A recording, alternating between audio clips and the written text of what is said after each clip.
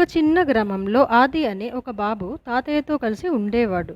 ప్రతి సాయంత్రం తాతయ్య చెట్టు కింద కూర్చొని బాబుకు మంచి మంచి కథలు చెప్పేవాడు.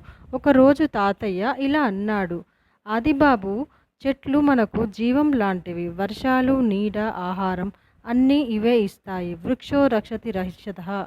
చెట్టును కాపాడితే అది మనల్ని కాపాడుతుంది అన్నాడు. ఆ మాటలు ఆదిని ఎంతో ప్రభావితం చేశాయి. మరుసటి రోజు ఉదయమే ఆది ఒక చిన్న మొక్కను తన చేతితో నాటాడు. ప్రతిరోజు నీరు పోస్తూ దాన్ని ఎంతో ప్రేమగా చూసుకుంటూ వచ్చాడు. కొన్ని నెలల్లో ఆ మొక్క పెరిగి పెద్ద చెట్టు అవుతుంది.